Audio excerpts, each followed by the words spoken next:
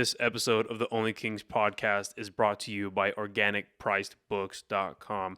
Guys, there's not been a better time to get into collecting comics, and OrganicPricedBooks.com has multiple formats such as the Omnibus, Deluxe hardcover, and trade paperbacks at huge discounts, such as The Amazing Spider-Man Volume 5, originally at $125, marked down to $80. Use my discount code NOAH, N-O-A-H, at checkout for an additional discount on top of what you're already getting, which can range from anywhere between 25 to 42% off. Again, OrganicPricedBooks.com, discount code NOAH, N-O-A-H, for an additional discount. Now back to the show. 3, 2, 1. We are finally here. Thank you very much for taking the time to come on the podcast, man. Thank you, man. It's a pleasure. Yeah, this is great, man. This is just an honor. I mean, I can't put it any other way. First of all, man, two things. I'm glad to hear that you're recovering well. I'm good to hear that you're in good health and good spirits. I'm real happy for you, man. Appreciate it. Because life is scary, you know. Life is no doubt. Life can be real scary sometimes. And secondly, you just released a cover with OnLap/Youth. What's their side project again? Youth Never Dies. Youth Never Dies. Yeah, you guys just released an amazing cover of Never Too Late by 3 Days Grace. And I definitely want to get into that in a little bit, but just right off the bat, I want to say congrats, man, because you guys knocked that shit right out of the park. I appreciate it, man. Yeah, I had so much fun recording it. Every time they send me a track, man, it's nothing but fun, man. I really appreciate working with those dudes. Yeah, you guys mesh so well together. But before we get into the amazing covers you guys have been putting out, I kind of want to go back to like the genesis, right? The beginning of this project. This it's weird. Cause like I want to call you, like I've been telling my friends, like I'm gonna have a band on. It's gonna be great. But then I think in the back of my head, like he's an artist, right? It's not really a band. It's you. Yeah, I mean that's the big secret, I guess. I mean the people that know, right? I mean I kind of keep it a secret. Here's the thing. I've tried to keep it a secret, but at the same time, at some point, I was just like, if for the people who want to know, they deserve to know. You know what I'm saying? If you're that interested in We Are the Empty, you're supporting what I do, and you want to know more about We Are the Empty, I'm 100% happy to share those, information with you about We Are the Empty. So, yeah, I mean, it's pretty much just been me the whole time. It's been a band at points in time. But most of the time it's just been me, and we just kind of roll with it. See, and you listen to something like, all of your discography is fantastic, but just to pull one thing out, the latest project you did, The Ocean, right? You pull something like that, and you sit someone down, they listen to the whole thing, and then you say one guy did that. Obviously there's people mixing and so on and so forth, but sure, right. There's one guy making this music. They would almost tell you to go fuck yourself because there's almost no way it's possible. Dude, yeah, that actually happened one time. I was working at like this pizza place a while ago, a couple years ago, and I told the dude like, "Yo, have you heard my music, man?" Like this was after months of working with him because he was playing some like rock or metal or something. And I played it. He's just like, dude, he's like, go fuck yourself. This is not you. And he never believed me. Well, that's how, that project, when that came out, I'm the guy that loves to stay up.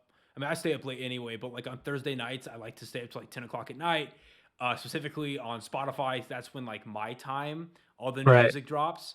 And so I get to see all my new shit. And then when I saw your thing dropped, it's like, all right, fuck yeah, it's out. And I listened to it. Funny enough, while I was editing this podcast, and I was like, wow, I had to listen to it like 3 times that night. It was legit. The Ocean? Fuck yeah. Yeah. Oh, hell yeah. I appreciate that, man. Hell yeah. No, that's awesome. But going back to the beginning of the band, where did I listened to a podcast that you were on. I forget the name, but I Yeah, listened. the After Party. Yes, I listened to that today, and so what sounds like a mentor of yours helped you come up with the name, correct? Yeah, yeah. So Cutter, the guy's name is Cutter from Eldest 11. He's like he kind of it's like similar to Weird the Empty. He's the dude who kind of does most of the stuff there. I mean, but he, he has guys working with him as well, kind of, to make it a band.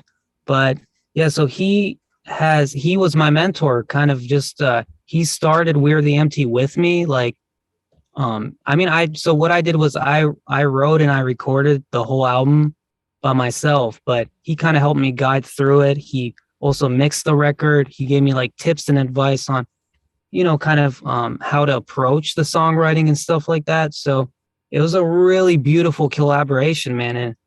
And lately we've been speaking about it. We've been kind of like recalling the memories of back then, like 2014. And dude, we really were just like, how the hell did we do that? Because I recorded that album and like, it went by in a flash. It was like maybe like 2-3 months or something like that. It was just a couple of months that I did the whole album. And now looking back, I was like, I don't know how I wrote that many songs in that short amount of time. Like it was just crazy, man. And yeah. See, and I just do not have the greatest memory, so I've got your discography pulled up right now with me, and yeah, you're self-titled. What do you think about when you look back at it? Because like you said, it's 2014, so that's coming up on 8 years ago. I mean, that alone has got to be absolutely mind-boggling to you. Wow, dude, I'm getting old. I'm getting old as hell. So, Shit, man. like looking back on it, what do you think about now that you have so much experience making music where it's like, oh man, like I cannot believe that I did that so early, like I did that so well, and then looking at it, I'm sure you look at a little bit of it and think, man, I could probably do that again and really just elevate that. Is there anything like that for you off that self-titled? So that's what I'm trying to do right now. Actually, I'm really taking a step back, man. I talked with Cutter, was my mentor. I talked with him and he was kind of like, dude, you have been recording some great songs the past few years that, after the first album. So he's talking about everything after the first album. But he also brought up a good point. It kind of, when you spend when that much time on music, because as time went by, I got more intricate with songwriting. I started, you know, thinking more about it and like, um, maybe I should layer this part more, or maybe I should like add like something cool, like a saxophone here. Like, yeah, it's kind of hard to explain, but it's at some point I feel like it started to become overproduced in a way. So what I'm trying to do is like kind of take a step back now and like go back to the roots and be more raw. Like instead of like doing like several vocal takes in one part with different harmonies and making it sound huge, it's just going to be raw, like one vocal, one guitar, one drums, one bass, maybe a synth, and we'll just keep it raw, keep it organic, because that's what listeners connect with the most, in my opinion. Because when you have all this different stuff going on in a mix, the human element kind of gets lost. No, that's a really good way to look at it. And the words you used is something that I really associate. Especially because I found out about your music in about September, October of 2017, and Yeah. the first song of yours that I heard, I found it like one of the Spotify like daily mixes was "Alone in the Snow" and "Runaway." Sure. And Okay. there, like the word that I would use to describe both of those 100% is raw. Like those are just like not dirty, but like they're just gritty, like gritty, kind of like very raw music. It's you listen to that and you think like there is a lot of emotion going on right now. But it's not to the point where it's off-putting. It's something that you really want to dive into, invest yourself in. Sure. And especially even just from like kind of looking at it almost like if there would be like a first time listener, if you were to show them like if you're self titled or like I said, I have horrible memory. So if you were to show them where was it? If you want to show them, yeah, Runaway or Solace, where you have a lot more of like the screams going on, you have a lot more of the heavier guitar riffs, and then you show them like the ocean. You know, you do see an evolution of not only a craft, but almost like a how you want to express yourself, which I think is phenomenal. I mean, the path that you've taken with this music, like, granted, you know, back if you were to go back in 2017 and tell me that the Ocean was the type of album you'd be putting out a few years later, I'd be shocked. But like, it's such a great progression listening through your discography. So I really got to applaud you on that, man. Like, Thank you, man. I appreciate that. yeah, you've done a fucking fantastic job. One question I do want to ask you though. So Sure. looking at your self-titled, do you have a song called Kova? Yes. On So the first album. is Kova a name? Is that a placeholder? Because that kind of pops up every now and again in your music. So Yeah, so Kova's a character from the it's a girl basically. It's so there's two main characters, Kova and Luna. Luna's the guy and Kova's the girl. And they kind of they traverse like these different realms basically throughout like the storyline of the music, different, you know, trials, and there's like an enemy, like a main enemy. But there's like different like gods and stuff in the Weird the Empty universe. There's like a legion, like the Empty Legion is like basically like the army under the Revenant. So the Revenant's like the main, like, you know, enemy or whatever you antagonist. But yeah, so Kova's basically the girl, and it's like a medieval fantasy kind of thing. Like Alone in the Snow like is a good example of like a storyline based song of We Are the Empty, like one that's like 100% like storyline based. no, that's fantastic, and that kind of honestly that kind of validates my listening experience because I'm like, okay, there's a lot of not only just like the same names, obviously, but there's a lot of like reoccurring themes. It's almost like a continuation that I was kind of picking up on, and I didn't know if I was picking up on the right thing. So where does that inspiration come from for you? Like, are you super, like, when it comes to like pop culture, are you super into like fantasy medieval type artworks, or like whether that's like movies, TV shows, video games? You know, like what do you think are like your influences when you're creating this universe? That's what I mean, self-admitted, that's what you're doing. Dude, probably like SpongeBob and like no, I'm just playing. Well, actually, I like SpongeBob. I'm not gonna lie, I but fuck with SpongeBob. So confession moment, right? So there was a solid, because I just moved places. So before I moved, there was a good 2-month, 3-month period where mine and my chick's like nightly routine was we had to throw on fucking SpongeBob before we crashed out for the night. So I fuck with SpongeBob heavy, dude. Like, dude, hell yeah. So anyway, you were saying. So yeah, I don't know. So the way that these characters came about, I didn't really like force them. Like I didn't like sit there and like think there was going to be a storyline. I just literally, so the way that I write music is very emotive and like emotions based. Like there's almost little to no logic when it comes to me writing music. It's just it's like the opposite of technical, completely non-technical. So what happened was, like, over time, like I just kind of started saying these words that I felt like I need to say. I mean, I know it sounds kind of weird, but it ended up becoming like a storyline for We Are the Empty. And like even back then, like sometimes I just step up to the microphone and I just like, I wouldn't even like, you know, have anything written down. I'd literally just step up to the mic and like freestyle shit. And then it's very like it would just come out of like a conscious like kind of place, if that makes sense. Does that make sense? No, yeah, no, I get it. It's just it's a from deep within kind no, of shit, you know what I'm saying? yeah, it's just like it's almost like just a thing that you have living inside you that you need to express, that you need to get out.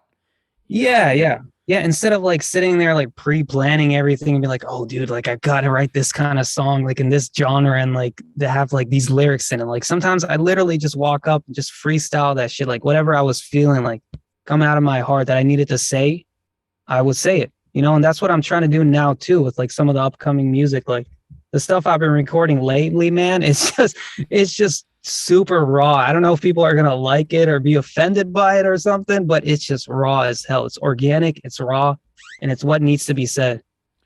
No, and that's good.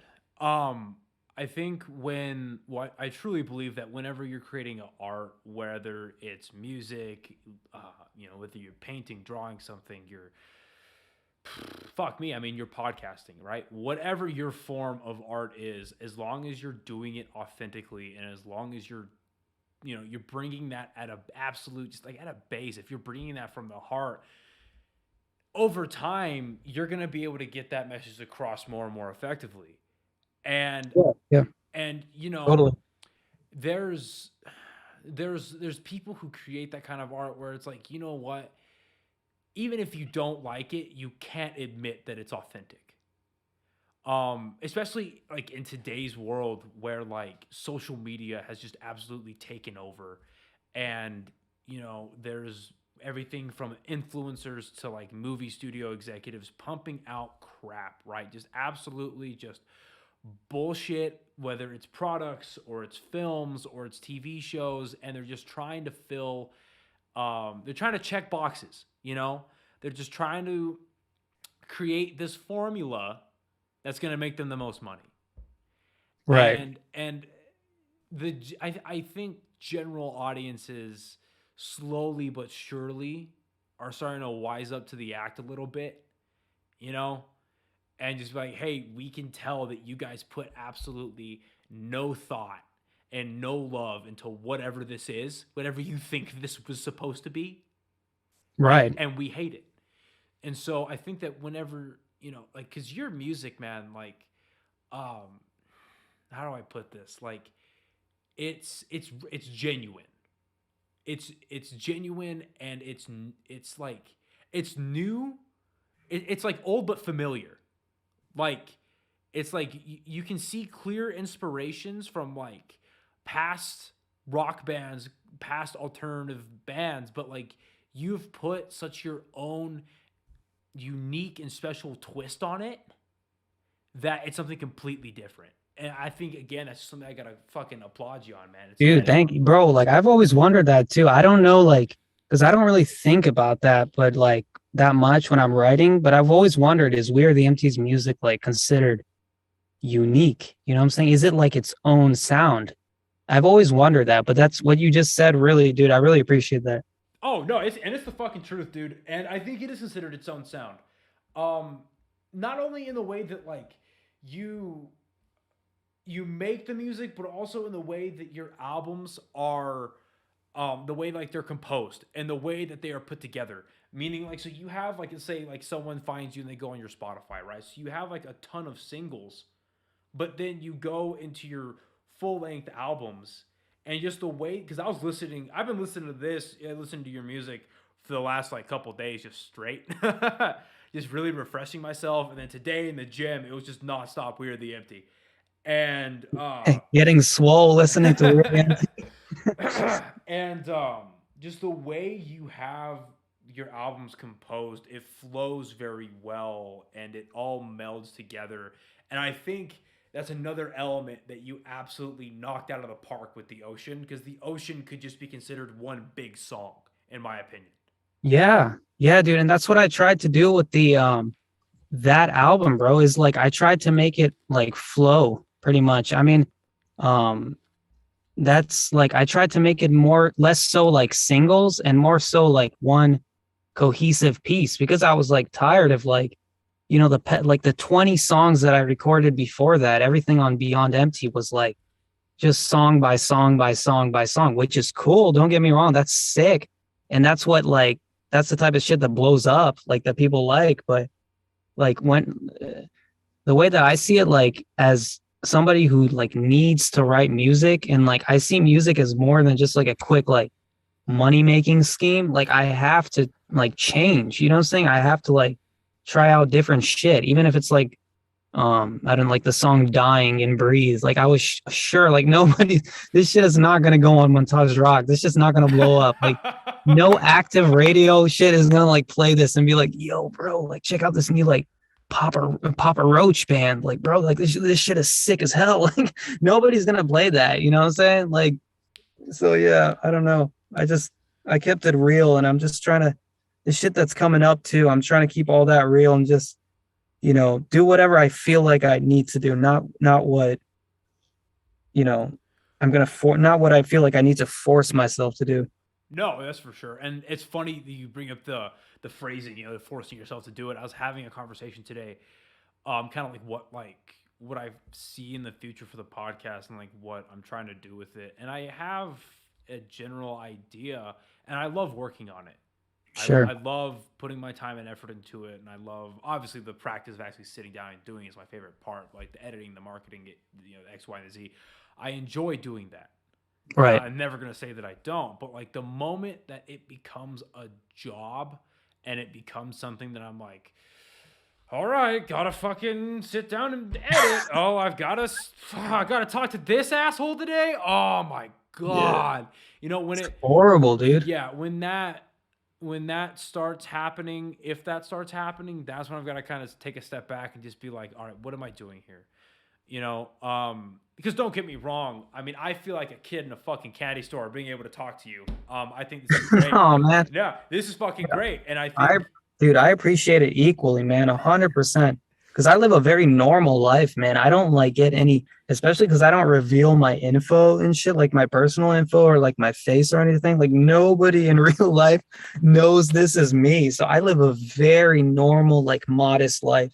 100, like a million percent. right. Very modest. So yeah, dude, I appreciate it, man. Yeah, no, for sure. And like, and it's just something I feel like really blessed to do because I have like a platform to do it on. And as much as I love being able to do stuff like this, at the same time, I mean, I just love sitting with my friends and just bullshitting, Just kicking it. Yeah, yeah. just bullshitting. And a quick shout out actually to my homie, Joey. He's the friend of mine that I told you that was going to be here to help me moderate. Joe Rogan? Oh yeah, I wish, right? Was that your homie? Yeah, ivermectin himself. No, but no, he was supposed to be here tonight, but just due to inclement weather, he couldn't make the drive. Like I was kind of telling you before we started the podcast, just the weather here in Albuquerque has been absolutely bonkers with the snow. And anyone who has been through New Mexico or has friends in New Mexico knows how horrible our drivers Oh are. my god, dude. They're horrible anyway, Yeah. but then you add snow and ice. Oh God, no! You're driving out right now is asking for a death sentence. Oh my god. Damn. But yeah, so he sifts through a lot of these podcasts with me, and he'll be like the guy behind my computer helping us like look things up and helping us kind of give some more like not like a part of it's fact checking, but it's a lot of like just making sure I don't talk out of my ass, which is super super helpful. Right.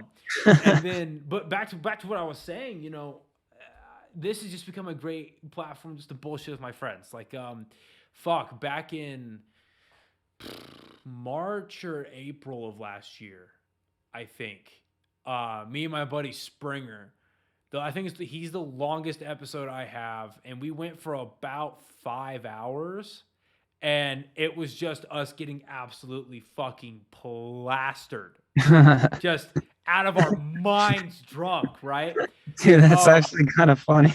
Oh, dude, it was fucking hilarious. I'm sure there's a lot of stupid shit that we said, but I mean, It was fun. That's all I care about, Yeah. So, kind of going on that, like, because I know for me, like, while I have dreams and aspirations, I have no real plan.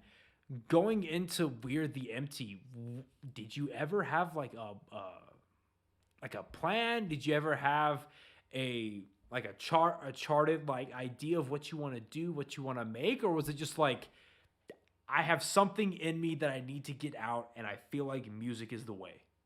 Yeah, the second one, 100%. For real, dude. I mean, I literally did not think about it at all. I mean, I was I remember when I wrote the first song, that first song on the first album, which is called Veins, We Are the Empty wasn't even a thing. I mean, I wrote it and then I sent it to Cutter from Eldest 11, and he was like, dude, this is fucking sick. He's like, this is heartfelt as hell.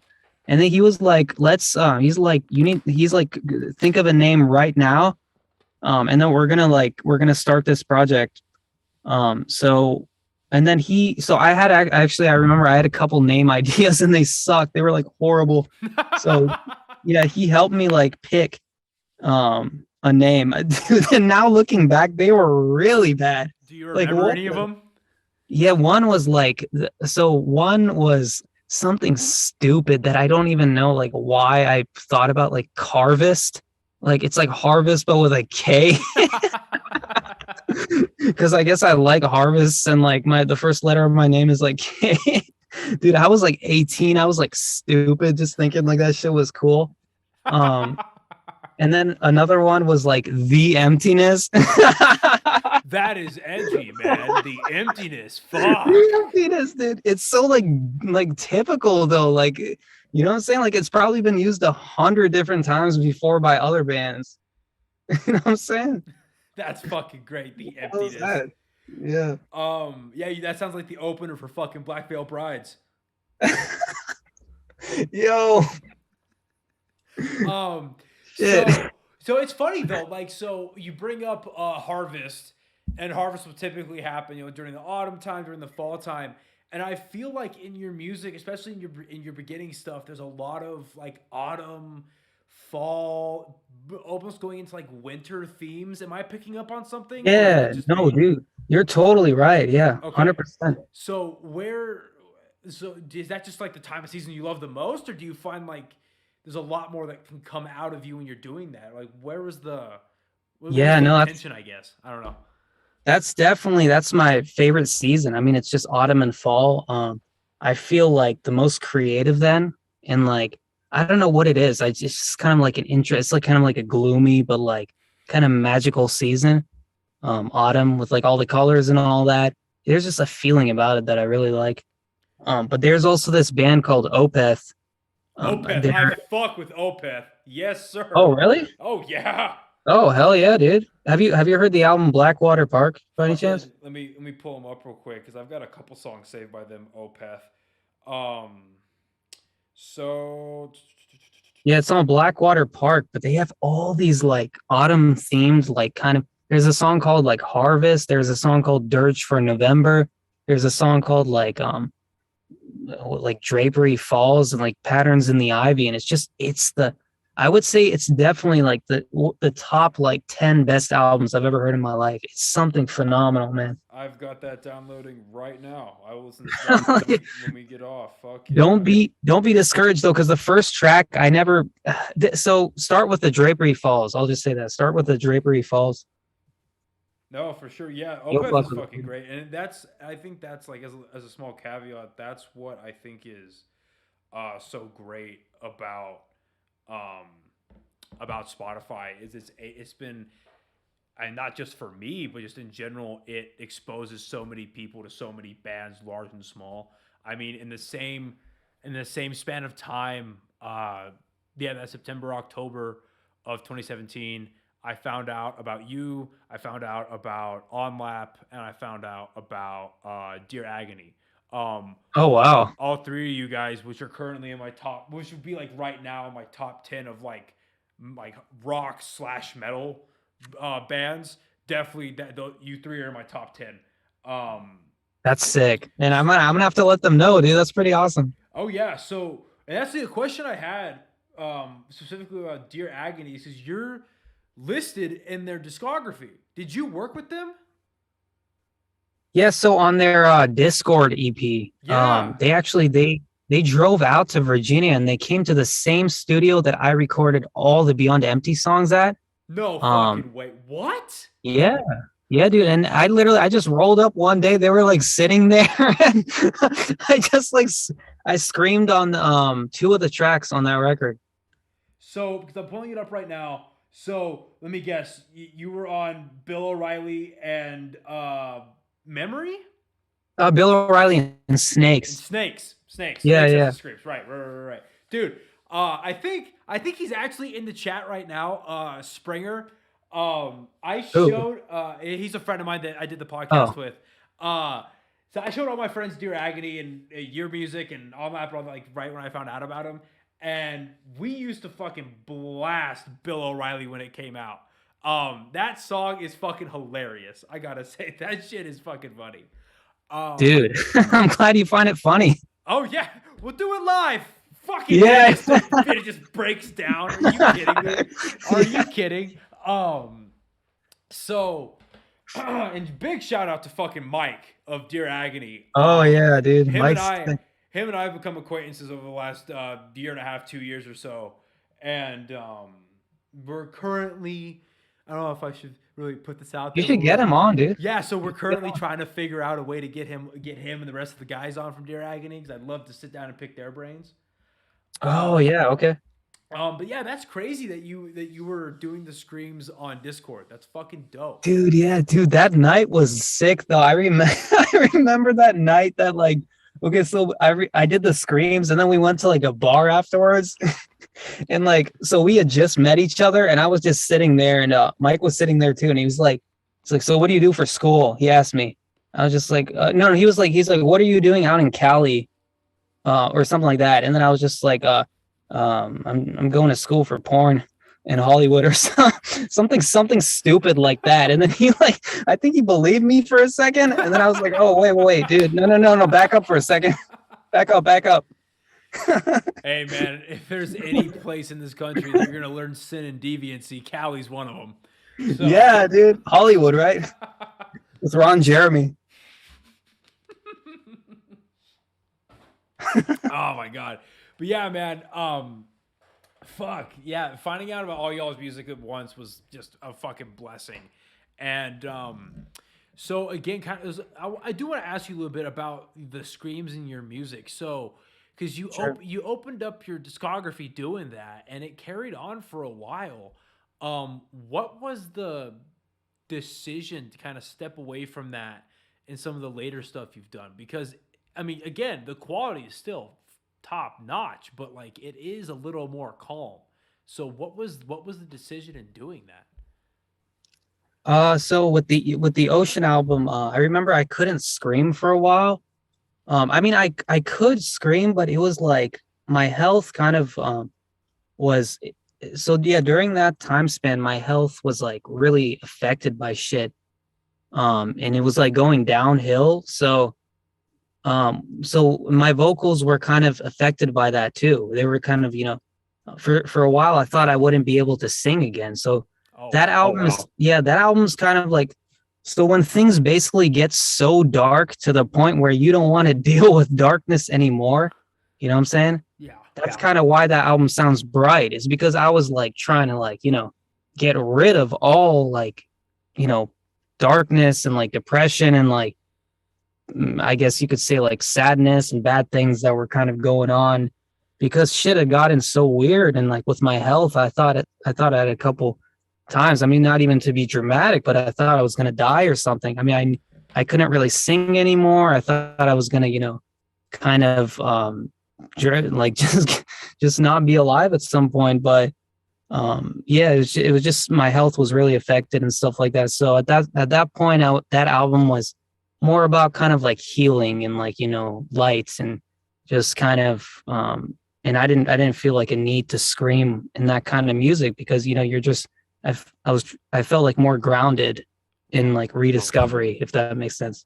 That's wow. No, that's a lot, man. And I'm glad, like, I think that being able to happen is a mixture of two things. I think it's you have raw fucking talent, and then you being able to express that talent and you're able to get that out and having your own music be able to pull yourself out of a dark place. I mean, that's a beautiful fucking thing, man. So I'm really happy to hear that. Thanks, man. Yeah, that's legit. And I mean, you bring up stuff like, you're dealing with your health, you're dealing with depression, you're dealing, with sounds like just a mental health, just a mental health heavy part of your life. Yeah. You look at your title, right? The name of your artistic title, We Are the Empty. That's something that fucking I mean, I can speak for myself, and I'm sure I can speak for a lot of other people, where that just fucking grabs onto you. It's like, what do you mean? Like, because everyone has things that they're dealing with that they don't really want to talk about, right? Everyone does. Right. And so it's like, and no one, I mean, if you ask a stranger, it's like, do you feel empty inside? Do you feel, you know, without trying to sound like a fucking televangelist? Yeah, dude, they're gonna be like, yeah, dude, I want to go get some pizza. You want to join me? There's no way they're gonna be talking like, oh yeah, bro, like I'm empty as hell.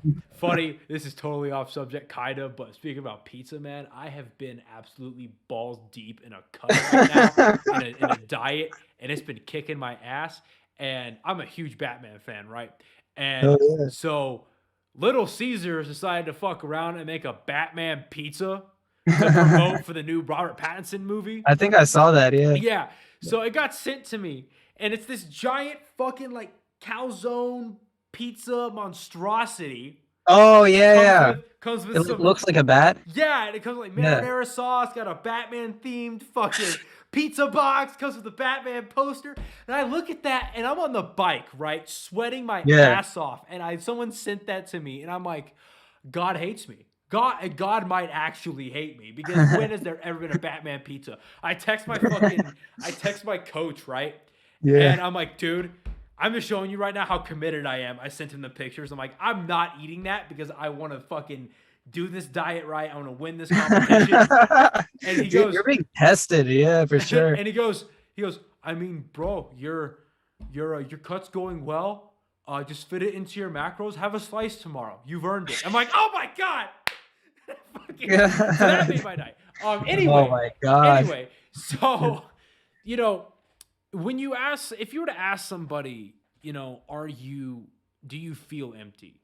Are you empty inside? They're going to say fucking no.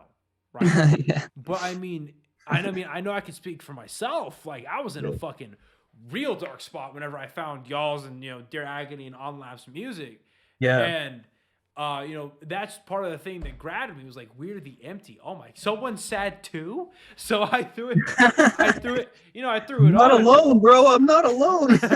No, exactly. And I think, like, you know, your music, one of the continuing themes, one of the common denominators about it is mental health. And for lack of a better phrasing, is mental health awareness and promotion of that like, you're not alone, right? That it's a we. Right. It's right. Thing. It's like, I am empty. Exactly. Like, if you were to name yourself I Am Empty, people just look at that and go, well, that sucks. Dude, there's an artist named Empty Self who's actually, he is fucking sick. I love it. It's one of We Are the Empty's biggest influences. Check it out afterwards. But yeah, go ahead. Empty Self. Yeah, Empty Self. Yeah, I'm lazy. I'm dropping that in the chat. So, you know, having that awareness and building that community where it's like, hey, life is pretty fucking rough, but you're not alone. I think that's beautiful, man. And then bringing that almost like, not that you're anywhere done with music, but bringing that almost full circle. We're knuckle deep into a pandemic, and you guys release a cover of one of 3 Days Grace's most heavy songs. Dude, yeah, such a good, emotionally heavy, right? Oh yeah. Oh yeah, emotionally. Yeah. Oh yeah, emotionally heavy songs. I mean, one of those when the chorus opens with never too late. Yeah, it's like, even if I say it'll be all right, still I hear you say you want to end your life. You know what I mean? Like, that's, you don't say that lightly. Like, that's not something that you can just like drop in a song and then not explain yourself. And I think they do a great job of explaining themselves in that song. And then to see yours and On Lap's interpretation of that song and reimagining of that song, like, that shit is top notch. So do you feel like that's something that you're intentionally doing, like, with that mental health awareness, or is it something that's just kind of like it's just fleshing itself out on its own? 100% fleshing itself out. I mean, with that said, there have been times in the past where I've like, not even times, but generally I'll like, you know, if somebody hits me up on the We Are the Empty page and they're like, oh, like I'm dealing with this and I need advice, like 100% I'll go out of my way to help them. Cause that's like the basis of We Are the Empty. The root of We Are the Empty is like helping people and like altruism and like, you know, kind of recognizing this emptiness, but also going forth and towards like curing it. You know what I'm saying? Finding the answer to curing the emptiness. So with that said, I try to help people, you know what I'm saying? Not even like, you know, through just the music, but like if somebody reaches out and they need help, 100%. I'm gonna, lend forth some advice or like actually try and help them out or something like that. Of course, nothing like force. Like I'm not like you like, bro, you have to like, you Yeah. have to like listen to me, bro. Like it's nothing like that. It's just if you need help, the way that I was taught is you help. You gotta give a helping hand to people who need it. You know what I'm saying? If somebody's suffering, you got to try and help them. No, Or who asks for it. yeah, no, I completely agree. And, especially now, unfortunately, just with the times that we're living in right now, the mental health crisis in the States, let alone the world, is, Mhm. is Oh, dude, yeah, during COVID, right? yeah, it's fucking Oh abysmal my to say the God, man. least. Like I've got a friend of mine who's a state policeman up in like northeastern New Mexico. Okay. And I mean, he was telling me how they would have like in like the height of COVID, right? So let's say like February, March 2020, going into like the end of that. Really, it's the end of that year, if not just September, October. They're having fucking 3-4 suicides a week in the city, in the little town that he lives in. And Oh my God. oh yeah, and mind you, this town that he lives in, super tiny. I think like their population, if it's 250,000 people, I'll be shocked. Um, Sure. I'm Is it sure. Farmington? No, Clovis. Oh, okay, okay. Clovis. Okay. So yeah, super small town, and yeah, just to hear, just because usually one of the stigmas about a small town is that everyone's close knit. So when you hear about something like a small community getting affected that hard by, in an unexpected way by COVID, it's like, what the fuck is really going on, you know? And for me personally, one thing that got really frustrating for me in the pandemic, when everything was happening, the lockdowns were happening, and no one's going to work, gyms are closing, theaters are closing, anything social, just social interaction is getting shut down, right? Right, right. Excuse me. One thing that was really, really frustrating for me was I'm looking around, and whether it's just people posting on the internet or if it's people that I know personally going through these mental health struggles that are just being fucking elevated or created by the situation that we're all in, and nobody's talking about it in the beginning, right? Nobody is talking about what's Oh, going like on. mental health. Yeah. Yeah. Suicide rates are skyrocketing. And what's heartbreaking, especially, is like the suicide rates in kids, people people younger than 18 years old. This shit is just skyrocketing, and the news couldn't give a rat's ass. Yeah. And I'm just like, yeah, I get it. There's a virus going around, but also like we've got other issues too that are being created, like, not to get too political, but just like being created by the mandates that were happening. And Right. and it's sad. I saw an article. It was from Johns Hopkins University. It got published, I think, the 24th of January of this year. And it was like, studies show that lockdowns didn't help as much as predicted and might have actually done damage. And I looked at that and I'm like, well, no shit. Like, Yeah, what? yeah. I don't have to. You don't have to be a rocket scientist to find that one out, man. But I just think I think it's really great that not only you're putting out music that advocates and brings light, whether people want to see the light or not, about how important and how ugly mental health can be, but only just like you personally as an individual, you're able to, you're willing to be like, hey man, hey lady, whoever it is, Yeah. I'm here. You know what I mean? I'm not just gonna close myself off because I make music. And I think that's a real fucking beautiful thing. Yeah, man. I mean, we're all equal as like people. I never really understood when, some people like they put artists on like a super, super high pedestal. They'd be like, oh damn, like this guy's not human because he like, he makes music or something, or this band is not human. At the end of the day, we're all just like on the same level because we're all people.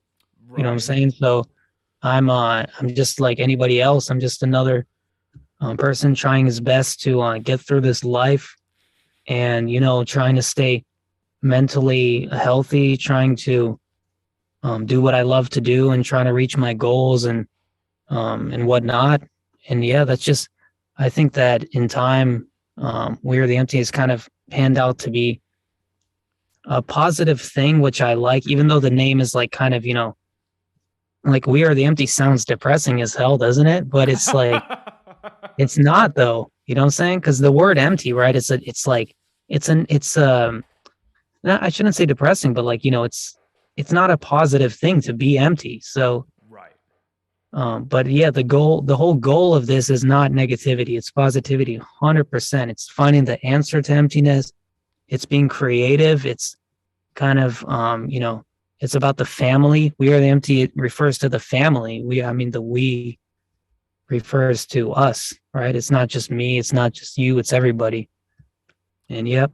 Right. And no, that's it's something that you convey and that you bring across to your listeners super clearly, man. And I think that's really important. Like I was saying a little earlier, it's just if you were to uh, name yourself I Am the Empty, it's like, okay, well, I'm sure he makes good music, but whatever. But it's like a we thing. It's like, oh, well, I might be a part of this project too. Right. I might be involved in this community of listeners too, which I think is something that's super beautiful. Um, but you bring up a good point about how people look at whether it's movie stars, rock stars, musicians, pop stars, and they're like, oh wow, I bet they look at them whether it's consciously or subconsciously, and they're like, oh man, these people are larger than life. They're more than human, and I think that and I'd love to hear your opinion on why, but personally, I think that's just a problem that, like, while that's a very human problem, and you go back to even like if you read stories from like the biblical times where people at that time were making their own idols. They were finding their own things to worship and enjoy, Right. whether that was like physical idols or if it was material things, food, Hmm. alcohol, sex, whatever that was that they were idolizing. I think Sure. that personally a lot of that comes from just projecting, right? They project themselves and they project their expectations of themselves, whether or not they can fulfill those expectations Sure. obviously is on a person to person basis, but there's a lot of projecting going on, and they put themselves onto uh these celebrity figures. Right. Right. Right. No, yeah, I think you have a great point there. Kind of projection is an interesting way to look at it too.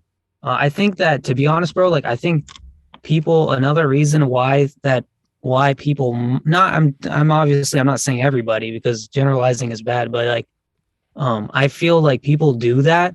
People worship certain like idols because they're trying to make meaning out of existence. They're trying to like add a kind of like meaning to their existence. They feel like they need this meaning in order to get through life and to feel like they're part of something. For instance, like, oh, if I like worship this, this figure, maybe I'll feel like I'm part of, I'll feel like I'm less empty and I'm part of something. And that gives my life meaning. And, I'm not going to live this meaningless existence that I can't, make meaning out of it myself. So I have to follow somebody else. And that's something when it comes to being a leader, man. When you're a leader, you don't have to follow anybody. You don't have to bow down before any idol. You know what I'm saying? Because you are creating. You're not following the ones who create, right? You know what I'm saying? I agree to an extent. I think Sure. that when What do you you think? I think there's a hierarchy for sure when it comes to like so I think important words you put out was creator, right? So it's like, well, what are you creating? Mm-hmm. Are you making movies? Are you an actor? Are you an artist? Are you a musician? Whatever that is that you're podcasting, right? Even so, let's say you're creating that thing, or even if you're a politician, right? You're creating laws, you're creating policy, you're fulfilling your role in Right. that cog or as a cog in that giant machine. Sure. Sure.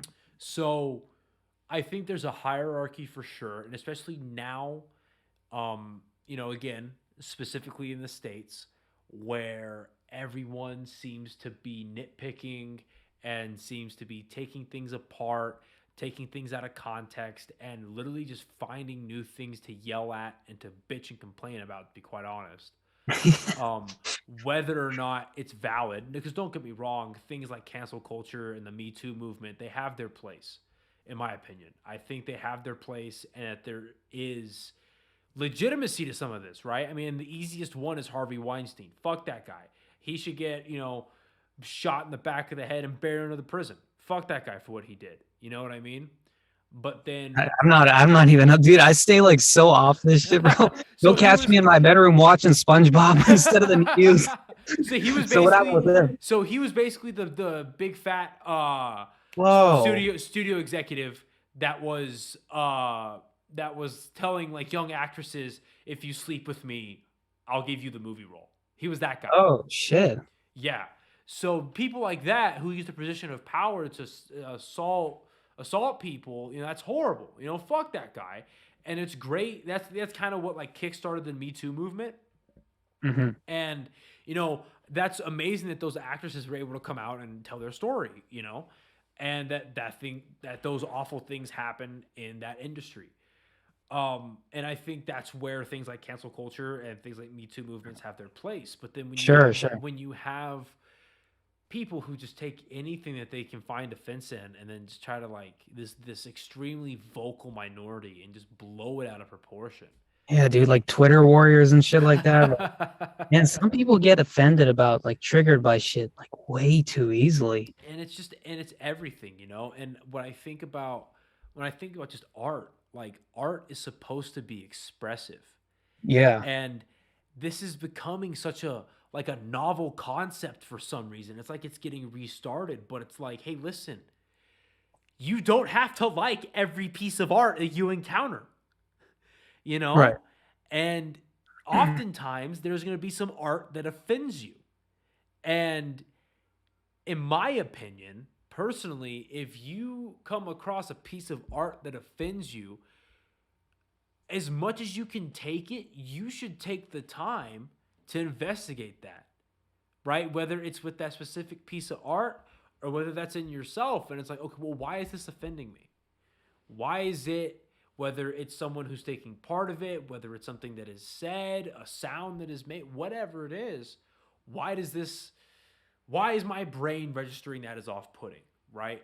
Right. But the point I'm getting at with being a creator, being that leader, not really answering to somebody, whether it's you're answering like these, artists and musicians and movie makers, whether they're answering to this hyper, like, I think there's a difference personally between a liberal and then a leftist. So whether it's like there's a leftist media and this very like, again, like hypersensitivity culture, they're answering to that and they're having to appease the masses with that. And I think when you have yourself in that position, when you're having to appease the masses, you, quite frankly, you don't make music like you're the music you're making. You don't make that kind of art. It becomes very watered down. It becomes very neutered. Anything like interesting or terrific about it is absolutely gone. And you don't get projects like We Are the Empty or yeah, okay. You know what I mean? Like, yeah, no, I see what you're saying. It's not raw. If you're gonna like censor everything and be like super like, uptight about all that shit, like, oh bro, like like gotta be like politically correct about everything and all that. Precisely. And I think You gotta be raw, man. You gotta spit what you're feeling. I mean, of course, be conscientious and be aware and be respectful.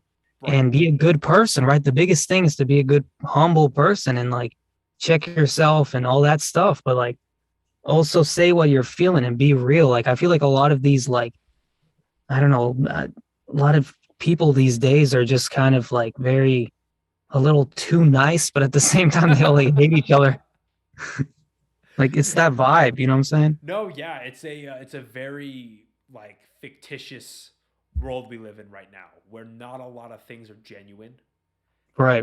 And I think a lot of people, like I say, they're just trying to check boxes. They're filling a role. They are, it's kind of just zoning out almost. But then it's funny because, well, it's not funny, but like it's just interesting because you see like people, you know, God, like the top 40 on your radio, or you see like what is considered the popular music right now, and it's like this is the most like auto-generated algorithmic music where it's like, where's your soul, man? Yeah, Like, over processed as hell, no, yeah, overproduced, over processed. no, exactly. But to turn this into a lot more positive note, you guys, or you just did a small list of holiday songs that were covers, Right, yeah, and yeah. I fucking loved it.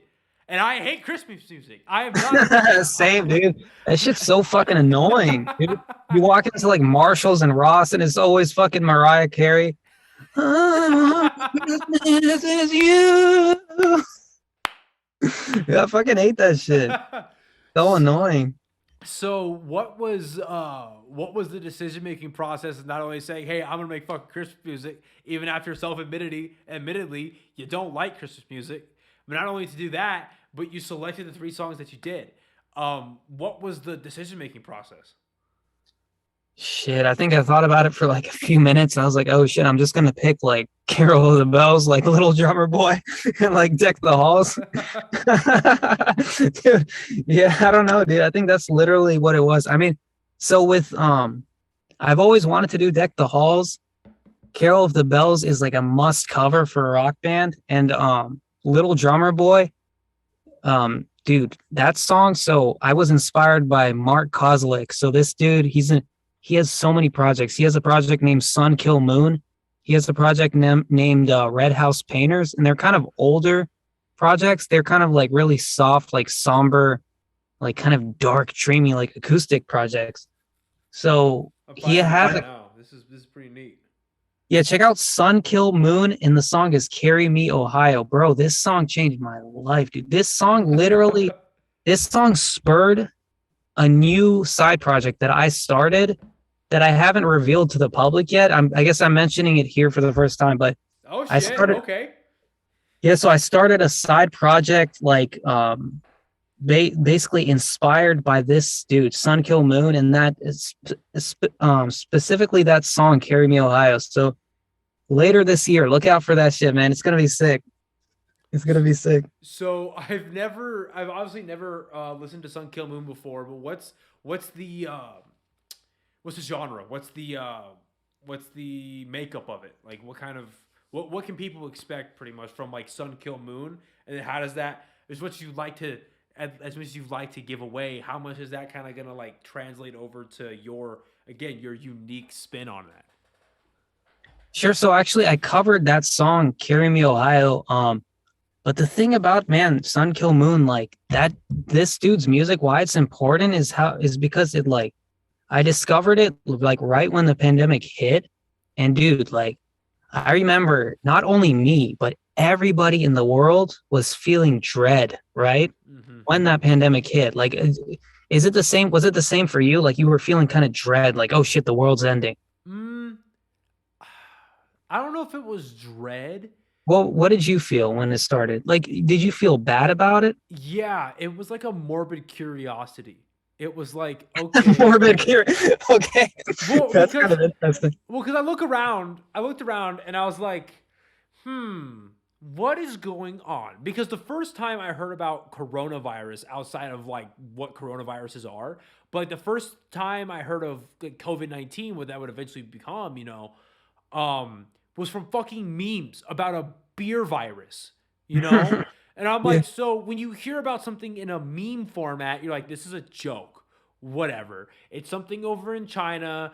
It's going to go away in like a month. It's like every other big, like, oh no, freak out thing. It's going to go away, whatever. Like that 2012 shit when they said the world's going to end. Exactly. But then like, what really actually happened. Yeah, exactly. And like what really stood out to me, and I'm not a huge sports fan by any stretch of the imagination. Like I enjoy UFC and I enjoy watching football, but that's about pretty much it. But when the NBA shut down their season, that's kind of what made me go, oh, there's something going on here, because those dudes love money. Why are they shutting down? Hmm. And you just see everything, all sports shut down, concerts canceled, and then actually on like the micro level, local places are being forced to close, and the governments and all that. And I just looked around and I was like, huh. Well, my first thought was, the government can do that. They can force people to stop going to work. That's interesting. First of all, second of all, how long is this going to keep going on for? Because it's like, if there's no revenue going around, there's going to be a mass foreclosure. We're going to have a homeless crisis like we've never seen before. And then that's all on top of, like, I mean, everyone's glued to their TV. Everyone's glued to, like, the world. I don't know. I'm sure a lot of people were like I was, were like the world tracker where it showed like the amount of infections and shit like that. And I know a lot of my friends were. And I'm looking at all this and I'm like, this is getting bad. Because what we were getting told is like, oh, this is going to be a very deadly virus. Like the infection rate's going to be crazy, but the mortality rate, it's going to reach 5, 6, maybe even 7%. We could see 10%. I heard people talking about 10% in April of 2020, May of 2020. Right. And I'm like, 1 in 10 people. Oh shit. What the fuck is going on? Yeah. And then you see just the hysteria. Like, people are fucking buying all the toilet paper. You can't buy ground beef. It's just, there's just madness. And a friend of mine, Evan, who lives out in Vegas right now, I think he's actually watching the stream right now. What's up, buddy, if you're watching? He sent me pictures of the Strip being completely empty. And I'm like, my mind went to fucking I Am Legend. Remember that the opening scene where New York is empty, Will Smith is going around in his Mustang? Right. I was like, oh my, the zombies are coming. Oh fuck. Like, this is it. But yeah, to answer your question, it was just a morbid curiosity. It was like, what the fuck is gonna happen? Yeah. Well, it makes sense. I mean, it also makes sense that, thank you, dude, for sharing that, because it makes sense that everybody, see, I guess my point was that it was a negative feeling. You know what I'm saying? For me specifically, it was like dread, kind of like a very like bleak feeling, I should say, because I thought the world was gonna I thought we were done for, So that song, the way he sings that shit, and like the whole there's just something about the dude's voice. He's so like sad and somber, but at the same time, like, his songs are like, they can appeal to anybody. So like, if you play it in the car, like, you're not going to notice, like, somebody listening is not going to notice it's sad. It's like, after listening and like really getting to know the guy's music, you kind of start to understand like the tonalities in his voice and like the way that he sings. And like, I guess, I don't know, it just, something with it clicked for me. It vibed with me, and it just, he's like almost the only artist I've been listening to for like the past 2 years, I think, for like the past almost like, yeah, I think it's almost been like a year or two.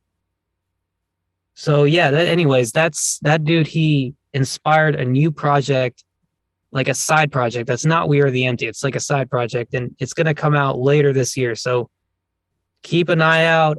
It's not going to be the same style as We Are the Empty. It's going to be different. If you want a hint, maybe listen to Sun Kil Moon. It's not going to be copying that by any means, but I did a cover of their song, Carry Me Ohio. So yeah, later this year, look out, the OGs who care. Well, hell yeah, man. I mean, I get ecstatic whenever you drop new music, and I'm super looking forward to that, to know that there's Dude, more. yeah, I appreciate it, man. You be like, Instagram story and all that, posting it and stuff, dude. I appreciate it, man. Fuck yeah, dude. I mean, I love Boy. exposing my friends and anyone I really can to like good shit. I mean, I love exposing them to new stuff, and it's awesome to hear that you're working on another project, man. So what I'm real curious about is because you've been. So how long have you been working with OnLap? So with on lap, so the first song we did was Awake and Alive. I think that was 2020. So it was when COVID started. It was around when COVID started. They sent me, or maybe like a month or two after, or a couple months after, they sent me that song. And dude, I had so much fun. But here's something funny about that, man. I have never, ever, ever listened to Skillet, and I've never been a fan of Skillet, and I still have never listened to Skillet. Like maybe like a couple songs, like only a couple times in my life. Like, dude, I don't. There's something about their music. 100% I respect them, and I think it's important rock music, like modern rock music. But I've just never like gotten into them. I don't know why that is. Like, I just don't know why. I think because when I was growing up, I got into like darker shit, like Linkin Park, maybe, or like Chevelle and stuff like that. Maybe like Breaking Benjamin type stuff. Yeah. You know, when I was like a teen and growing up and stuff like that. But yeah, the thing is, man, I've collaborated with artists so long, and I've done so many covers that at this point, you could send me a song that I've never heard before. I could hear it like once and like be like, okay, I got it down. Let's fucking cover this shit. So yeah.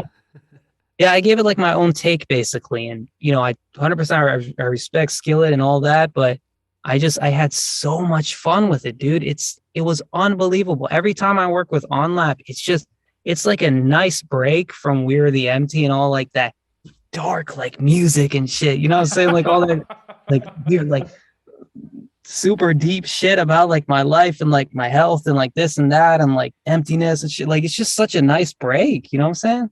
No, yeah. No, I totally get it. I just want to give a quick shout out to, quite frankly, my friends who are joining the chat. I love it when my friends say hi, come on the podcast. So what's up, guys? But yeah. What's up, boys? But no, to go back to your covers, man. I mean, Awake and Alive is fucking dope. All of your covers you guys have knocked out of the park. My Demons was a great surprise to see you guys do that one. And Sure. What I think is cool about your covers is like it is a little bit lighter and they are a little more like melodic, but Sure. they're good. I think what defines a good cover is not only do you like the song, but it makes you want to go back and listen to the other one and say which is better. Could these guys could these guys rival the original? Yeah. Or do they just exist in the same space? And they're just as good, but just for different reasons, you know? Sure. And so, yeah, My Demons was fucking amazing. And then now, you know, with Never Too Late.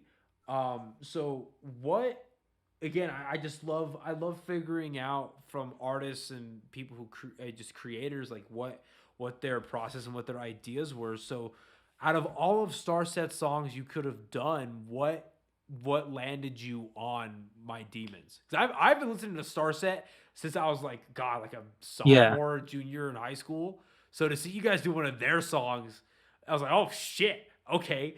So what made you guys choose My Demons? I'm not gonna lie, dude. I don't know shit about Starset. No, I'm just playing. I'm fucking around.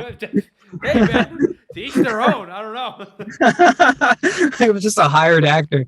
No, I'm playing. But yeah, dude, Starset, like My Demons is 100% my favorite song by them. I think it's an important song to OnLap too. They already know because if you look on Starset,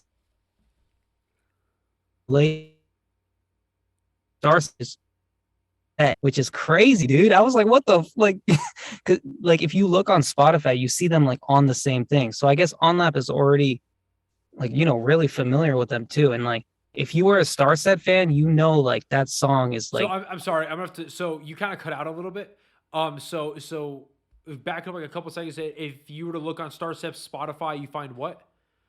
So if you look on Starset's Spotify, you see OnLap as a related artist. Oh no shit. Yeah, which is sick, right? I was like, dude, my boys, they're up there. But yeah, like, bro, like the thing about My Demons is that. Oh, there they are. Hey. Yeah, you see it? Shout out to OnLap. Shouts out. Yeah, dude, it's just an important song, man. For me, like I remember as like growing up, I think I was like 18, 19, 20, just singing that song all the time. It's just such an important song. in like the new age of rock. Like Starset is 100% a super important band for this like modern, kind of like modern rock, like the We Are the MT or like Dear Agony or, you know, On Lap, Saint Asonia, Nine Lashes kind of genre, right? Like this new wave of like modern rock music. So, and yeah, man, Dustin, bro, like Dustin has always been a huge inspiration to me. I remember at some point I even like wrote a report on the dude for like school. I wrote like a freaking like massive essay because we had to like write something about like our dream job, you know what I'm saying? And that's what I did. I wrote a dream. My dream job is basically to be doing like something similar to what Dustin's doing. I mean, not to say I in any way like, because We Are the MT started around when Starset started. So and like I was doing my own thing when by the time I finished the first We Are the Empty album, I was still doing my own thing. I didn't really know much about him. But they definitely helped influence me and like inspire me. Dustin, it's just incredible that one person can be writing like all that music, just album after album after album, and like writing a book, dropping these music videos that are like movies, and like having this like interesting like storyline weave throughout the music. And you know what I'm saying? It's a very interesting sort of, you have to be kind of like a one-man band who um is like phenomenal. You know what I'm saying? And I remember I looked into like his biography and stuff like that, or no, just like information about him. And yeah, I think he at some point he told himself he wants to be like as successful as like, I forgot who the dude was. It was like some like famous like super smart like inventor or something. I think it's like Einstein or something like crazy like that. He's like, oh, I want to be like this guy, and he set forth to do it even after his old band Downplay. He had like a pretty bad experience with what happened with them and the record label. They basically dropped Downplay, and then he was like at point zero, and he didn't know what to do, so he went back to the drawing board, and then he started Starset from there. So even that goes to show, man, anybody who's watching this, like, even if you lose everything, even if you lose like the biggest project in your life, like the thing that, you know, you spend your whole life on, and, you know, it's like your biggest pride and joy, you can always, even if you lose that project, you can always start new, and you're going to have all that experience from the old project for which you're about to start new. You know what I'm saying? So you could just go, you know, right at it and start something new and do even better than before. No, I was thinking the same exact thing. Even if you lose what you're working on, whether it's been for 5 months or 5 years, however long that ends up happening, if it does, you know, you still have those experiences, and you still have the ability to carry on those skills that you've garnered into whatever you're going to do next. So I totally agree, and I think that's like super super important to put out there to people. So moving on from My Demons and now into Never Too Late. 1X is one of my favorite albums, fucking period. Hell yeah. I've never like that album is I remember one of my favorite memories of just specifically of playing video games back in middle school, going into high school, is on the Xbox 360. You could like load your music on there, right? So I loaded 1X, and then I would listen to that album, and I would listen to 10,000 Fists from Disturbed. And Oh, okay. yeah, so I would have those playing in the background while I was playing Call of Duty World at War Zombies. That was my fucking weekend. Hell yeah. So Yeah. so when I saw that you guys were covering fucking Never Too Late, that was a fucking dream come true for me. I was like, oh shit, people still appreciate this album. Thank God, I'm not the only one. What did you think of the cover? Oh, I fucking loved it. Oh, I loved Yeah. it. Oh, I loved it. I mean, and as much as I love Thank you, man. the heavier tone of the original, I think that you guys still captured the spirit of that song and what's important about that song, right? Because you can just you can recite the words, and it's, you know, I mean, you could call that a cover, but to really get the tone and the spirit and the importance of what that song is trying to get conveyed, there's your cover song. And I think you guys did a great, great fucking job. So out of, Thanks, again, man. in my opinion, that's 3 Days Grace's best album. So when you're looking at that track list and you're seeing like what song to cover, what was the collaborative effort to do Never Too Late? Shit, they asked me if I wanted to do it. They sent me the track like the next day, and then I had it back to them like in a couple hours. Not even kidding, dude. Bro, it's like the process is so natural and relaxed when we collaborate that like I don't even know. There's only like a couple messages that we exchange with each other through like WhatsApp, and then like the song's done. That's literally how it is. It's like the weirdest, but like the funnest and the most like natural, effortless thing, man. I don't know. It's just so it's almost like breathing. You know what I'm saying? It's almost like breathing air. No, that's fucking great. And I mean, I think it's rare nowadays for people to collaborate that well continuously. Because yeah, hearing your guys' music together, it's bread and butter. It's a peanut butter and jelly sandwich. It's just natural, you know. Yeah. But yeah, I think you guys really knocked that out of the park. What was the process like? Did you have a hand in creating the music video, or like what was that like? So no, I basically did the vocals on my parts on that song. Yeah, so on lap, I'm working with Flo. So Flo and Frank are like basically in contact with me because they have like a marketing agency. So I work with them on that. They've helped since the Ocean album, they've helped market that. They've helped market the Christmas songs and so stuff like that. So through that chat, we discuss covers and we discuss marketing, those two things, and just whatever else. We'll just be chatting in there. So yeah, man, I guess it was just me singing. That's pretty much what I did on the track, and they did an amazing job making the instrumental. They did an amazing job making the music video and then releasing it and all that stuff. They are phenomenal, man. For what they do, they are phenomenal. I love OnLap too, because I know you know this too, Noah. Their music is like very bright and like motivational and like, yeah, you know what I'm saying? Dude, there's been multiple times where I'm working out and I'll throw on Miracle or Fight Like the Devil. I'm like, they're right. Yeah, dude. You're like adrenaline and like overwork out and shit. Oh yeah, I love it. Those are great. Like your muscles are tired as shit, but you just can't stop because the dude's like, it's a miracle. Yeah. But those are super bright songs that they make. I agree. It's very upbeat. It's like an upbeat alternative rock. I think that's the way I would put it. Yeah, and it works with me because, dude, so the concept of like, it's a very basic concept. I mean, everybody knows this, but like contrast, right? Like light and dark, right? So my voice, the music that I make and my voice, I feel is like on the darker side. So I think that's why it probably works with like their music is because it creates like an interesting contrast. Like the way that I sang on Never Too Late, for instance, is very soft and like somber on the verses. The chorus obviously picks up a little more, but even on My Demons, I sang a very like soft, like low, like somber tone. And then, we got this OnLap coming in and they're doing their vocals. It's a little more like in your face and upbeat. And it just kind of works. Like it's very interesting, but the instrumental is kind of like, middle ground. It's not too dark. It's not too light. It's kind of epic. It's orchestral. It's got a little poppy. It's a little rocky.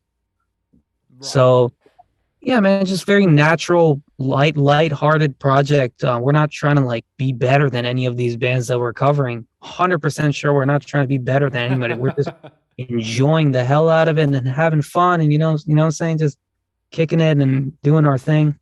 So if there were, a group, whether it's a band or maybe like an artist that you could work with, like who's on your short list of like these people? Like, man, I would love to collaborate with X, Y, and Z to knock out some songs. That's a good question, man. I wonder. Maybe so I don't think it would be famous guys, 100% sure, because I know so a lot of artists collaborate like for fame, you know what I'm saying? But if I were to do that, like I wouldn't do it I wouldn't collaborate necessarily with somebody bigger just because I want the fame, but I would work with like somebody like Cutter from Eldest 11 or Sun Kill Moon. Like I just do a song with them just for fun. You know what I'm saying? I'll be like, dude, let's get our depressing voices on a track and like record some bullshit. Yeah. No, I get it. And, especially after this conversation, I wouldn't expect you to be going into anything just for fame or for clout or for, this is going to get me so many streams or this is going to get me so many, but one thing I am kind of to shift a little bit, one thing I am curious about. So, I mean, let's be real, man, you're not a small artist. People know who you are. And that's something to fucking be congratulated, in my opinion. I mean, thanks, man. Yeah, you've managed to get quite a number of streams on Spotify specifically. That's what I use. I mean, Antidote got about 3 million, Kings and Clones 3.5, Runaways coming up on 2, and you've got a steady stream of about 130,000 listeners, man. I mean, those are some fucking numbers, Yeah. So if you remember, and I'd be honestly surprised if you didn't. I mean, when you first realized that what you're doing is getting traction with people and it's making, it's getting headway, it's making an effect, what did you think about that? Like when it's starting to really kind of take off? It was surreal and it still is surreal, man. I don't know how these people are like finding the music. I mean, obviously it's because of great, podcasters and people like yourself who are like listening to it and like, posting it on Instagram, hitting me up on Instagram or whatever else, social media, just in general supporting. But another thing is like Spotify's algorithms. We got Montage Rock on YouTube. We got like all the uploads, like the AMV and like Nightcore creators, which is crazy, man. I didn't even know that was a thing until they started uploading. Is that like all the fucking like where they take the rock songs, they put them behind like anime and shit? Yeah, and then yeah, and like some of them are where they take the song and then they pitch it up like and like speed it up. So so it sounds like an anime character or something. Yeah, like a speed metal type thing. Yeah. Yeah, so that's what they've been doing. But yeah, man, 100%. It's always been pretty surreal.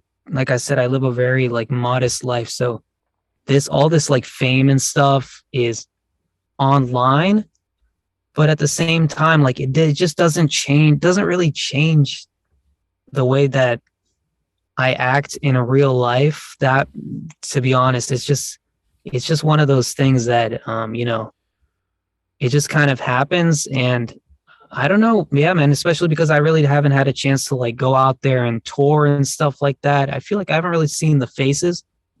So maybe that's another reason. I mean, I think that's another reason why I probably don't feel that much. But even then, I know it's important to stay like level-headed and humble, right? You don't want to let that shit get to your head and be like, oh yeah, bro, like I'm a freaking god, like. Yeah, I mean, no, I gotta say, man, and I was telling a couple of my buddies this, and even today when I was prepping, I saw my buddy Evan, just how friendly you are and how like helpful you are. I mean, you offered to fucking, because I've been meaning to use Twitch. Because in the little free time that I have, I do like playing video games. I love to hop on streams and play. Stream with my friends. That whole thing. Sure. I just think it's interesting, and quite frankly, people are into it. So why not? Another fun thing. Fun, yeah. Yeah, another fun thing to do under the podcast. But yeah, I mean, you offered. I mean, I didn't even ask you. Like you offered to show me how to use Twitch, show me how to broadcast and stream properly, and do all this, and even to continuously, be down to do this after having to postpone for a little bit. I'm real fucking appreciative of it. I really am. Yeah, no worries, man. I'm just keeping it chill. At first I was thinking like maybe I should wait until like, like the album drops or whatever, like later on, like, maybe the side project drops or whatever. But then I was like, yeah, just it might not even happen, dude. And we don't always have tomorrow too, bro. Like, I don't know. I know we mentioned or we talked about that car accident I had a couple months ago, like 2 months ago. Dude, I thought I was gonna die, dude. So, shit, I'm just glad to be here, man. You know what I'm saying? I'm glad to be talking to you right now. No, hey, feelings fucking mutual, man. That's some scary shit. Life life just happens. I mean, it's super Yeah, generic, but like life happens, and people are gone in an instant. So, um, 100%, dude. it's just it's scary, man. But anyway, what I was getting at, excuse me, is so you're starting to get these numbers and you're starting to really garner up. What was it like to see, you know, a million streams on one song? What was that like? First of all, do you remember what song hit million first? Yeah, I think it was Kings and Clones. I think it was probably Kings and Clones. Yeah. So Yeah, man. what was that feeling like to know that, like, Oh, oh yeah. shit, I've got fucking 7 digits on a song? Dude, I remember I made this like thing on Photoshop. Like if you go on my Instagram and you scroll way down, you'll see the Kings and Clones 1 million streams picture. Yeah. I remember I was working at this place and like the job was like bullshit. Like basically like the boss would pretend like you had work, but you don't actually have work. So Facts. I'd be like Yeah. sitting there like editing like the Kings and Clones 1 million streams post like photo on Photoshop for like a week straight. Like I spent like a week on that photo.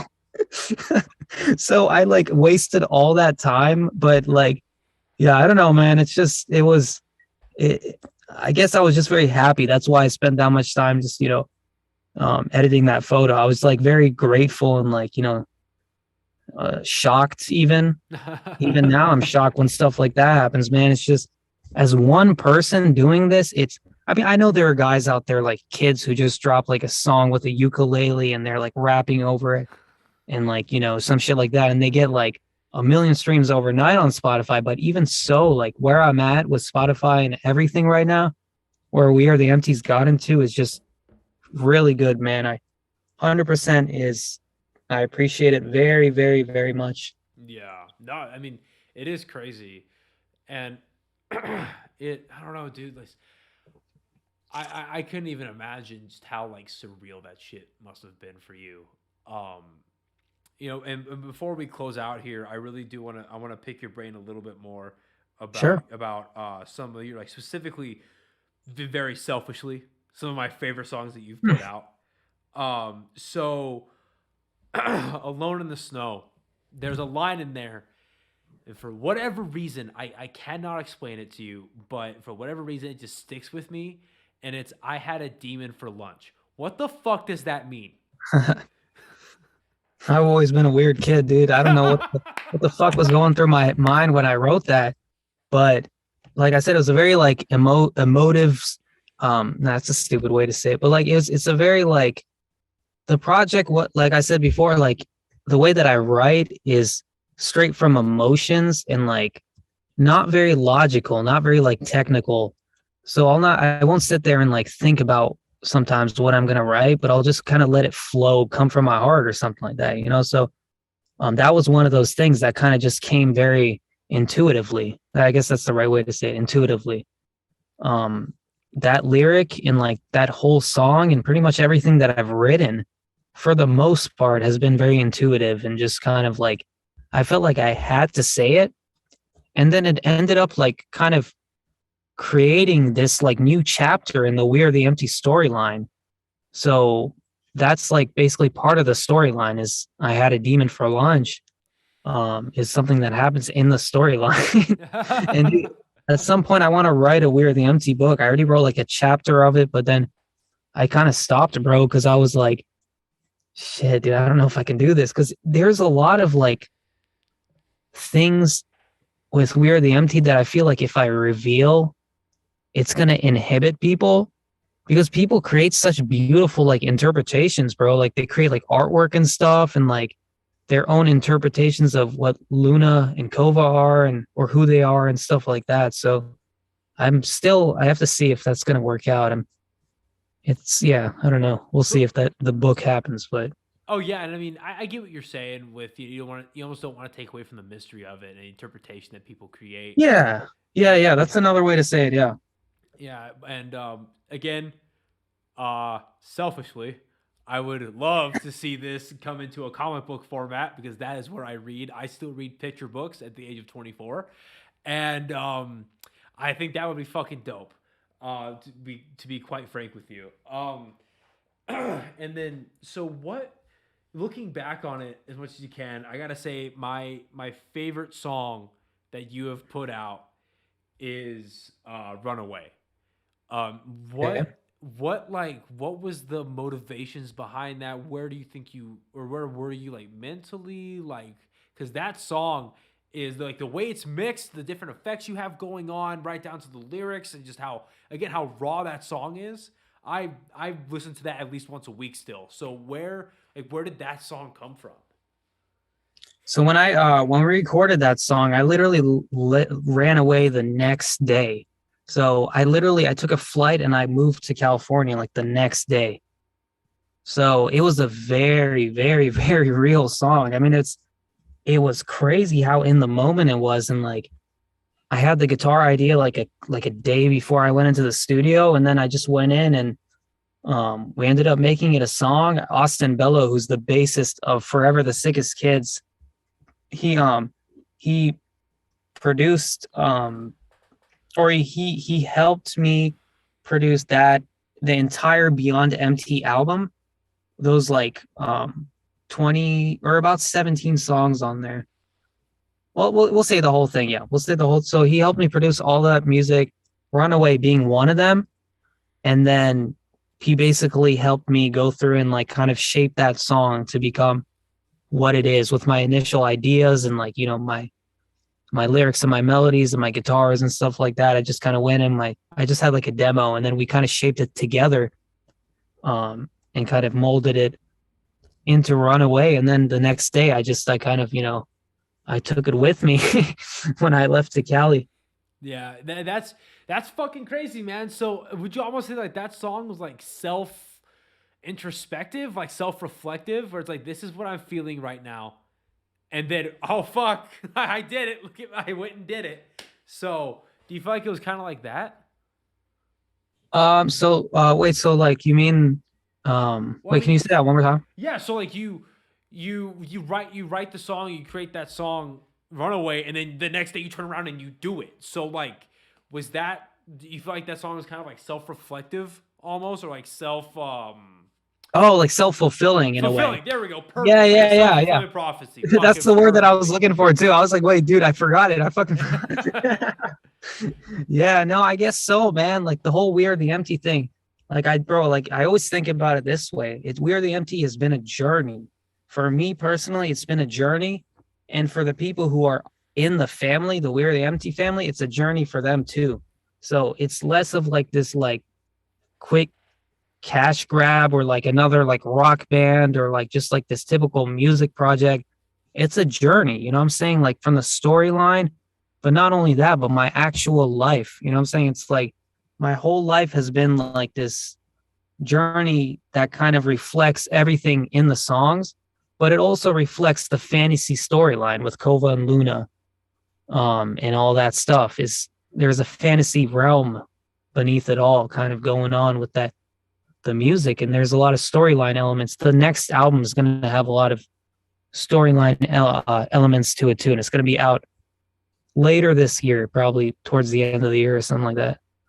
Oh yeah, man. Well, I'm fucking excited for that. So going into the ocean, your final track on there, which is the ocean. What like I mean, you threw a fucking saxophone breakdown in that shit, man. Like you had no business going that hard on the saxophone. All right. So what was like I understand that you're trying to you're doing a lot more of an expressive thing. You're really showing that lighter side. What landed on saxophone? Because when that started happening, like I almost had to pull over. You know, I had to stop what I was doing. I had to fucking stop editing the podcast. Like, I was like, what the fuck? Is that a saxophone? You have to tell the shrooms, quit tripping me out. You're like, stop for a second. So yeah, where did that come from on the ocean? So I don't know. I found guitar solos to be kind of boring, to be honest. It was originally going to be like clean guitar solo, but I can't solo for shit. So I'm very good at like rhythm guitar, but I can't really solo, you know what I'm saying? Like all that like crazy, like, you know what I'm saying? When those guitars go wild on the guitar and all that, like playing like crazy solos and shit. I'm not very good at that at all. So, that was one thing. I mean, I could have probably pulled off like a clean solo, but it's just boring, man. Like, why not do something interesting? You know what I'm saying? Get like a saxophone player to come on and like move the genre, or help maybe move the genre forward potentially a little more, and like maybe not, you know, like maybe the metalheads are not gonna like it, but who cares? You know, I mean, there were these bands, bro, that inspired that part specifically too. Like Tesseract and who else?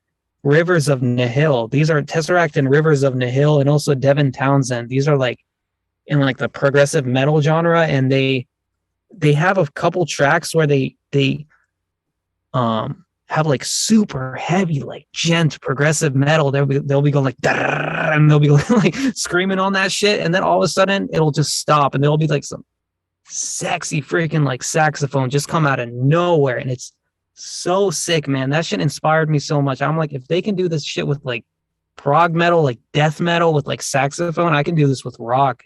Fuck and yeah, it's just cool. Oh, that's fucking sweet. You know, and the first thing that comes to mind for me whenever you talk about like that is, I mean, I'm sure you fucking listen to their music or you've heard of them. The band Ghost.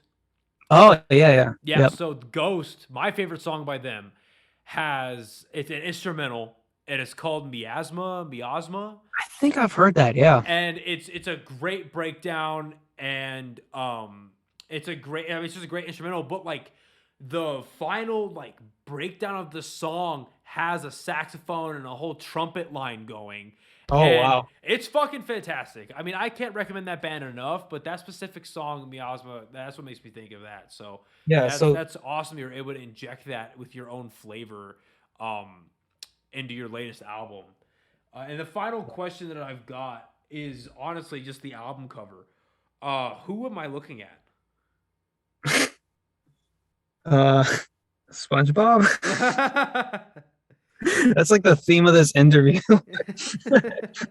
I don't even know, dude. That's okay. So that's like I say, that's you know, creators. I mean, the viewer's interpretation is who it is, but that is also, you know, the people who know about We're the Empty enough know that, you know, there is a storyline. So that is Luna from the We're the Empty storyline. That's him. Yeah, it's during the ocean, something wild happens. I don't I don't know if I can explain it now. Like, if the books ever come out, you'll know what's going on, but something happens during that album, and that's how he ends up, basically, is like at one point he's like there, the way that he's standing in the album cover. And yeah, that's Luna. But at the same time, it could be whatever you know, interpret it to be. But for me, it's Luna.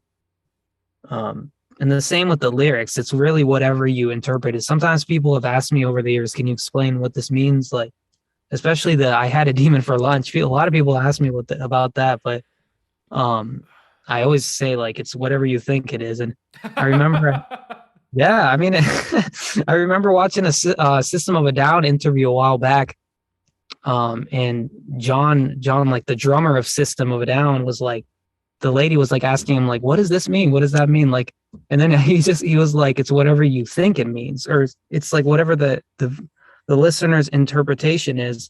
And then he mentioned a point about, like, if he explains everything, then it's going to take the meaning out of it. What it means to you is more important than what it means to them. because that's just kind of the way that art works is, you kind of give that other 50% and you work together with art to, more or less use whatever you are using art for, is like enjoyment or therapy or whatever. But yeah, man, I think that this kind of generally I know a lot of my lyrics can be weird and like the album covers and stuff like that, but it's really whatever you think it is what it's going to be. Well, I think that is a fantastic note to end this episode on, man. So deep, bro. Not at all. No, thank you, dude. I appreciate it, man. Thank you for having me on. Hey, dude, thank you for extending your time. I mean, I believe thoroughly that time is valuable, and the fact that you spent almost 2 hours with me on this is a fucking honor. It really is. Thank you so much for the time. Before we sign off here tonight, though, is there anything more that you're able to tease, like what's coming out next, what you're working on, or we just got to keep our eyes peeled for the back half of the year? Since I don't think there are like that many people like watching this right now. I know there's like Twitch viewers and stuff, but like I always say, the people who want to know deserve to know. So there's going to be a sequel to the Ocean album. I'm not going to reveal the name though yet. This year there's going to be a sequel to the Ocean album, but don't expect like the same sound. Expect like a polar opposite. Fuck yeah. All right. Yeah, and then there's going to be a side project that's inspired by Sun Killed Moon. Like there's going to be a cover of that song Carry Me Ohio on there. And besides that, yeah, I think just stay updated with We're the Empty. Hit me up. I always appreciate to hear from you guys. Another thing for the people who've been wanting to watch, I really appreciate that you guys are in the Twitch stream right now. The reason I haven't been streaming for the past few months is because life has been fucking crazy, man. It's been so difficult to stream. Yeah, like the situation that I'm in my life currently has made it nearly impossible to like stream anything. So this is like right now I had to like set this up to be able to stream right now, which I'm so happy that I did because it's like comfortable. But yeah, man, I hope to bring those back too, but overall, we'll see. Just stay in touch, and I appreciate you, Noah, and I appreciate all the viewers who are listening right now. Everybody in the Twitch chat, I'm reading what you're saying, and you see me commenting, so appreciate you guys big time. The homies, the OGs. All right, man. Well, I appreciate you. Me and my homies in my chat appreciate you, man. Yeah, dude. Just thank you. Thank you, guys. I could not be happier right now. Thank you, everyone, for listening and watching.